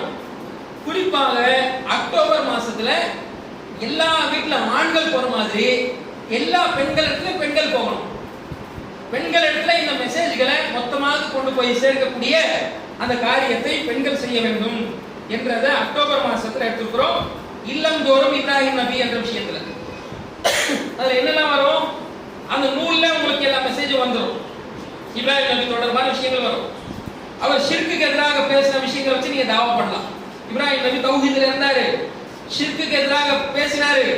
எனவே தர்கா வழிபாட்டிலிருந்து வந்துருங்க, தாயத்தை நீங்க கரட்டிருங்க, நீங்க மௌலூது ஓதாதீங்க, நீங்க ஜோசியம் பார்க்காதீங்க, நல்ல நேரம் கெட்ட நேரம் பார்க்காதீங்க, சூரியத்தை நம்பாதீங்க, எல்லா நல்லதும் கெட்டதும் அல்லாஹ்வின் தரப்புல இருந்து வருதுன்னு நம்புங்க என்று சொல்வதற்கு ஒரு வாய்ப்பாக இருக்கும். இது இல்லாம பின்னாடி சில விஷயங்கள்லாம் இருக்கு, அதை அடுத்து சொல்றேன் பாருங்க. பிரார்த்தனைகள் சம்பந்தமாக கூட நம்ம தாவா பணி செய்து வாய்ப்பா பயன்படுத்திக்கிறது. துவா கேட்டிருக்காங்க அவர் இப்ராஹிம் நபி கேட்ட துவான்னு எடுத்தா தனி தலைப்பாக பேசுறோம், அவ்வளவு துவா கேட்டிருக்காரு. அதையெல்லாம் நம்ம கொண்டு செல்லக்கூடியவரா இருக்கணும். இது அக்டோபர் மாசத்துல. நவம்பர் மாசத்துல இப்ராஹிம் நபியுடைய இறை நேசம், இப்ராஹிம் நபியுடைய இறை நேசம் என்ற தலைப்பில் நம்ம தாவா பணிகளை செய்யணும். இதுல நம்ம ஆட்களுடைய கொள்கையை சீராக ஆக்குறதுக்கு வாய்ப்பா இருக்கு. நம்ம ஆட்களை தடுமாறனா இல்லையா, கொள்கையில பலவீனமா இருக்கானா இல்லையா, திடீர்னு வரதட்சணை செய்து பொண்ணு கல்யாணம் பண்ணி வச்சிடறான், வரதட்சணை வாங்கி பையனை கல்யாணம் பண்ணிடுறான், அல்லது சித்தப்பா பெரியப்பா அக்கா அம்மார்களான வரதட்சணை கல்யாணம் வாங்கின கல்யாணம் கலந்து சாப்பிட்டு வந்துடுறான். நம்ம ஆட்களை எல்லாம் குரான் ஹதீஸ்னு உறுதியாக இருக்கக்கூடிய நபர்கள்லாம் சில நேரத்தில் தடுமாற்றம் வர்றதெல்லாம் பார்க்கிறோமா இல்லையா? அதனால இப்ராஹிம் நபி வந்து இறை நேசத்தின் அடிப்படையில் தான் தன்னுடைய கொள்கையை அமைச்சுக்கிட்டார். ஒரு நபரை வச்சு கிடையாது, அல்லாஹ் முன்னிறுத்தி தான் எல்லாமே அவர் செயல்பட்டார் என்ற அடிப்படையில் என்னெல்லாம் செய்யணும்? முதலாவது, சமரசம் இல்லாமல் மார்க்கத்தை எடுத்து கூறுவது. இதுல நீங்க உள்ளரங்க பயானும் வரும், வெளியரங்க பயானும் வரும். கொள்கையை உறுதியா கடைப்பிடிங்க, இதுல தடுமாறாதீங்க. அல்லாஹ்வுடைய இறை செய்தியை மட்டுமே மார்க்கமா கடைப்பிடிங்க. முன்னோர்கள் சொன்னது, ஊர் மக்கள் செய்யற கலாச்சாரம் எல்லாம் மார்க்கம் இல்லை, குர்ஆன் ஹதீஸ்லயே நிக்கணும், சமரசம் செய்யக்கூடாது என்ற பிரச்சாரத்தை நம்ம மக்கள் மத்தியிலேயே வெளியிலே சொல்றது. இரண்டாவது, அதுல உறவை விட, சொந்தக்காரர்களை விட கொள்கையை நேசிப்பது. வரதட்சணை, ஆடம்பர திருமணம் போன்ற அனாச்சாரங்களில் பங்கெடுக்காமல் பிரச்சாரம் செய்வது. வரதட்சணை கல்யாணத்துக்கு போகக்கூடாது, ஆடம்பர கல்யாணத்துக்கு போகக்கூடாதுன்னு சொல்லி நாம உறுதியா இருக்கிறது மட்டும் இல்லாம ரோட்ல நின்று பேசணும் மக்கள் கிட்ட. அப்படி செஞ்சா ஒரு கொள்கை உறுதி சார்ந்த விஷயங்களை நமக்கு தாவா பணிகளா கொண்டு போறதுக்கு ஒரு வாய்ப்பாக இருக்கும் என்ற அடிப்படையில இப்ராஹிம் நபியுடைய இறை நேசம் என்ற தலைப்புல நவம்பர் மாசம் தாவா பணி. டிசம்பர் மாசத்துல உத்தம தூதர் இப்ராஹிம் நபியின் பிரார்த்தனை. இதுலதான் நான் ஆரம்பத்தில் சொன்னேன், அவர் கேட்டார்ல துவா, நிறைய கேட்டிருக்கார். ரப்பி ஜஅல்னி முகீம ஸலாத்தி வ மின் ذُرِّيَّتِي ரப்பனா வ தகப்பல் துஆ. இறைவா, என்னை தொழுகையை நிலைநாட்டக்கூடியவனாக ஆக்கு, என்னுடைய குழந்தைகளை சந்ததிகளை எல்லாம் தொழுகையை நிலைநாட்டக்கூடியவனாக நீ ஆக்கு அப்படின்னு துஆ கேட்டிருக்கார். அவர் கேட்டிருக்காரு, இறைவா என்னையும் என் மகனையும் உனக்கு கட்டுப்பட்டவர்களாக ஆக்குன்னு கேட்டிருக்கார். ரப்பனா அரினா மனாசிக்கனா, எனக்கு வணக்க வழிபாடு எப்படி செய்ய வேண்டும் என்ற முறையை கற்றுக்கொடுன்னு கேட்டிருக்கார். இப்ராஹிம் நபி கேட்டிருக்காரு, லிசான சிதுக்கின் ஃபில் ஆகிரீன், எனக்கு பின்னால் வரக்கூடிய மக்களுக்கு என் விஷயத்தில் நல்ல பெயரை ஏற்படுத்துன்னு கேட்டிருக்காரு. ரப்பில் ஃபிர்லி வல் வாலிதைய யௌம யகூமுல் ஹிசாப், என்னையும் என்னுடைய தாய் தந்தையரையும் மூமின்களையும் விசாரணை நாள்ல மன்னிச்சிரியா அல்லாஹ் என்று கேட்டிருக்காரு. இப்படி குர்ஆன் வசனங்களை மனப்பாடம் செய்து தனிங்க துவாக்கள் இருக்குல்ல, இதெல்லாம் நம்ம வந்து கண்டிப்பா இந்த பகுதி நம்ம தொடர்ந்தே நம்முடைய தாவா பணிகள்ல பிறருக்கு ரோட்ல மைக்கு நின்று பேசுறது தான் நம்ம அதிகமா பேசிக் கொண்டிருக்கிறோம், செய்யறோம். நம்மளவுல தொழுகையை சீர்படுத்துறது, நம்மளவுல துவாவை மனப்பாடம் பண்றது, நம்மளவுல செயல்படுத்துறது, பிறருக்கு கேட்க வைக்கக்கூடிய விஷயமும் மார்க்கத்துல உள்ளது. இதெல்லாம் நம்ம இந்த டாபிக் தொடரவே கிடையாது. அதனால டிசம்பர் மாசத்துல உத்தம தூதர் இப்ராஹிம் நபியின் பிரார்த்தனை என்ற தலைப்புல என்னெல்லாம் செய்யணும்னா, மக்தப் மதர்சா சிறார்களை வைத்து கிளை மாவட்ட அளவில் போட்டி நடத்துவோம். எத்தனை கிளை இருக்குதோ அத்தனை கிளையில இதெல்லாம் போட்டி. என்னெல்லாம் போட்டி? மக்தப் மதர்சா சார்பாக நடைபெறும் போட்டிகளில் பங்கெடுப்பவர்களுக்கு கிளை மாவட்ட பரிசு வழங்கி ஊக்குவிப்பது. என்னன்னா, குர்ஆன்ல இப்ராஹிம் நபி சொன்ன வசனங்கள் வந்து பாருங்க, சில இடத்துல வருது. அந்த வசனங்களை அப்படியே மனப்பாடம் பண்ண வைக்கலாம். இப்ராஹிம் நபி தொடர்பாக ஒரு 10-15 வசனங்கள் வருதுன்னு வச்சுக்கிறீங்க, மொத்த வசனங்களை தமிழ்ல அரபியில மனப்பாடம் பண்ண வைக்கலாம். அவர் கேட்ட துவா இருக்கு பாருங்க, அந்த துவாவை மனப்பாடம் பண்ண வைக்கலாம். இப்ராஹிம் நபி தொடர்பான ஹதீஸ்கள் வருது பாருங்க, புகாரி முஸ்லிம்ல போன்ற ஹதீஸ்கள், அதை மனப்பாடம் பண்ண வைக்கலாம். இதுல மனப்பாடம் செய்ய வைத்து இதுல எக்ஸாம் வச்சு போட்டி வைத்து அவங்களை ஊக்குவித்தால், பொதுவெளியில நிகழ்ச்சியை கொண்டு போனா மக்கள்கிட்ட மெசேஜ் போகும். பிள்ளைகளுக்கு சின்ன சின்ன ஊக்கு பரிசுகளை கொடுத்தா அதுவும் ஒரு தாவா பணியா இருக்கும் என்ற அடிப்படையில இப்ராஹிம் நபியுடைய பிரார்த்தனை சம்பந்தமாக டிசம்பர் மாசத்துல அதிகமா எல்லாரையும் மனப்பாடம் பண்ண வைக்கணும். எல்லா குழந்தைகளும் இப்ராஹிம் நபியுடைய துவா எல்லா குழந்தைகளுக்கும் தெரியும் என்ற அடிப்படையில கொண்டு வருவதற்காக டிசம்பர் மாசத்துடைய தலைப்பு. அதுக்கடுத்து ஜனவரி பிப்ரவரி மாசத்துல இறை செய்தியை இறுக பற்றிய இப்ராஹிம் நபி. பாருங்க எவ்வளவு தலைப்பு பாத்தீங்களா? நீங்க நினைச்சீங்களே சாதாரண ஒரு தலைப்பா நினைக்கிறீங்களே, எவ்வளவு உள்ள விஷயம் இருக்கு பாருங்க. இறை செய்தியை இருக பற்றிய இப்ராஹிம் நபி அப்படின்னா என்ன அர்த்தம்? அல்லாஹ் ஒரு வார்த்தையை சொல்லிட்டானா மீற மாட்டார். இது கால லஹு ரப்புஹு அஸ்லிம் கால அஸ்லம்து லிரப்பில் ஆலமீன். கட்டுப்படுன்னு அல்லாஹ் சொல்லிட்டா கட்டுப்பட்டுவார். அல்லாஹ்வுடைய பேச்சுக்கு நம்ம மீறலாமா? மீற முடியுமா? அப்படின்னு அவர் வாழ்ந்தவர். அதனாலதான் மகன் அறுக்க துணிஞ்சார். அல்லாஹ் சொல்லிட்டாரு, நாம எப்படி அறுக்காம இருக்க முடியும்? மகன் முன் வந்துட்டாரு, இப்போ அது அறுக்காதப்பா, நீ அறுக்க தயாராயிட்ட, இப்போ அறுக்க வேணாம், உன் சோதனையில நீ ஜெயிச்சிட்டேன்னு அல்லாஹ் சொல்லி பலிப்பிராணியை அல்லாஹ் அறுக்க சொல்லிட்டான். அப்போ அல்லாஹ் சொல்லிவிட்டால் அதற்கு மாற்றமா நடக்கக்கூடாது. அப்போ வஹி செய்திக்கு இறை செய்தி, இறை செய்தியை உறுதியாக பிடித்தவர் இப்ராஹிம் நபி. நமக்கு யார் வழியா இறை செய்தி வந்திருக்கு? யார் வழியா நமக்கு இறை செய்தி வந்திருக்கு? முஹம்மது ரசூலுல்லாஹி ஸல்லல்லாஹு அலைஹி வஸல்லம் வழியா நமக்கு இறை செய்தி வந்திருக்கு. இறை செய்தின்னு ஒரு நிறுவனம் ஆயிட்டா அதில் இருக பற்றி நடக்கணும். நீ சலஃபுகள் என்று சொல்லி, சஹாபாக்கள் என்று சொல்லி, முன்னோர்கள் என்று சொல்லி, ஷாஃபி, ஹனஃபி, மாலிகி, ஹம்பலி என்று சொல்லி, முன்னோர்கள் என்று சொல்லி, ஆலிம்கள் என்று சொல்லி, இறை செய்தியை விட்டுவிட்டு மனிதர்களுடைய கருத்துக்களை பின்பற்ற சொல்லி கூப்பிடுறியா? இதுக்கெல்லாம் கட்டுப்பட மாட்டோம். இறை செய்தியை தான் உறுதியாக கடைபிடிக்கிறோம். இதான் இப்ராஹிம் நபியுடைய மார்க்கம், இப்ராஹிம் நபியுடைய வழிமுறை என்று சொல்வதற்கு நாம எந்த மாசத்தை எடுத்திருக்கிறோம்? ஜனவரி, பிப்ரவரி 2 மாசம் இதுக்கு மட்டும். மற்றதுக்கெல்லாம் நிறைய ஒரு மாதங்கள் எடுத்துட்டு இது 10வது நேரம் தாவா படி செய்யறதுக்குன்றதுக்காக ஜனவரி, பிப்ரவரி இந்த மாசத்துல சலஃபிகள் ஒரு குரூப் சுத்தரம், இவர்கள் எல்லாம் இதுதான் பிரச்சாரம் பண்றாங்க. எனவே நவீன சலஃபுகளுக்கு எதிராக விவாதம் செய்ய நமது ஜமாத் தயாராக இருக்கிறது என்று அழைப்புகள் விடுவது. வாடா, எங்க வேணாலும் வா, சபையில் நான் நிரூபிக்க தயார், நான் விவாதமே செய்ய தயார், வா. குர்ஆன் ஹதீஸ் மட்டும் தான் மார்க்கம். எந்த சஹாபாக்களோ, முன்னோர்களோ, சலஃபிகளோ, பெரியார்களோ யாருடைய கருத்துக்களோ மார்க்கம் இல்லை என்று 2 மாத கால பிரச்சாரம் நம்ம ஜனவரி, பிப்ரவரியில செய்வோம். சுன்னத் ஜமாத் இமாம்கள் நாங்க ஷாஃபியை பின்பற்றோம், நாங்க அபூ ஹனீஃபாவை பின்பற்றோம் இருக்காங்க பாருங்க. இவங்க கிட்ட நம்முடைய பிரச்சாரம் குறைஞ்சிருச்சு. எவ்வளவு பிரச்சாரம் பண்ணிட்டு இருந்தோம் ஞாபகம் இருக்கா உங்களுக்கு? அஷ்ஹது அன் லா இலாஹா இல்லல்லாஹ் விரல விடுறியப்பா, இப்படி விரல விடுறதுக்கு நீ ஒரு ஆதாரத்தை எடுத்து காமிச்சா 10 லட்சம் ரூபாய் தர்றோம்னு கேட்டிருக்கோம். ஞாபகம் இருக்கா உங்களுக்கு? கேட்கிறோமா? இப்ப நம்ம கேட்கறது இல்ல. நீ ஹனஃபியை பின்பற்ற சொல்லி சொல்றியப்பா, ஹனஃபி மத்ஹபை ஃபாலோ பண்ணாதான் சொர்க்கம் போக முடியும், ஷாஃபி மத்ஹபை ஃபாலோ பண்ணாதான் சொர்க்கம் போக முடியும் சொல்றியப்பா. ரசூலுல்லாஹ் என்ன மத்ஹபுன்னு கேட்டோமே, ஞாபகம் இருக்கா உங்களுக்கு? கொந்தளிச்சிட்டாங்க, கோவப்பட்டாங்க. இந்த கேள்வி கேட்டோம், ரசூலுல்லாஹ் எந்த மத்ஹப்? ரசூலுல்லாஹ் அபூபக்கர் எந்த மத்ஹப்? உமர் ரலியல்லாஹு எந்த மத்ஹப்? அலி எந்த மத்ஹப்? உஸ்மான் எந்த மத்ஹப்? கேட்டோமா இல்லையா? அவங்கள மத்ஹபே இல்லையா, சொர்க்கம் போவாங்களா இல்லையா?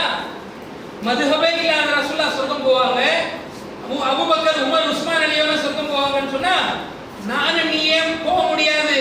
இந்த பிரச்சாரங்கள் நம்ம சொல்றதே இல்லை இப்போ. எனவே ஜனவரி, பிப்ரவரி மாசத்துல மதுஹபுவாதிகளுக்கு எதிராக வஹி மட்டுமே மார்க்கம் என கொள்கை பிரச்சாரத்தை வீரியமா கொண்டு செல்றது. கடைசியாக மார்ச் மாசம் இந்த மொத்த தொகுப்பு தாவா படிக்கிறதுக்கு பாருங்க, மாதம் முழுவதும் இந்த செஞ்ச இப்ராஹிம் நபி அலைஹிஸ்ஸலாம் தொடர்பான அனைத்து செய்திகளையும் மக்களிடம் தீவிரமாக கொண்டு சேர்ப்பது, மாவட்ட மாநாடுகள் அல்லது பெரிய அளவில் பொதுக்கூட்ட நிகழ்ச்சிகளை நடத்துவது. இப்போது இவ்வளவு காலமா நம்ம செஞ்சுட்டு வந்த மொத்த தொகுப்பையும் தொகுத்து பொதுக்கூட்டமாகவோ, மாநாடாகவோ, தெரு தெருவாக, வீதி வீதியாக, வீடு வீடாக எல்லா தொகுப்பாக சேர்ந்து கொண்டு போய் சேர்க்க வேண்டும் என்ற அளவுல நம்ம பேசி இது மக்கள் இடத்துல கடைசியா நடந்த மாநில செயற்குழுவுல எல்லா மாவட்ட நிர்வாகிகள் முன்னிலையில் இதெல்லாம் சொல்லி அவங்களும் கருத்துக்கள் நிறைய ஆலோசனைகளை சொல்லி நிறைய மாவட்டங்கள் பணி ஆரம்பிச்சாச்சு. கிருஷ்ணகிரி நம்ம லாஸ்ட்ல இருக்கிறோம். இப்போ செயற்குழு இப்ப நடந்து பாருங்க, இது கூட கடைசி தான்.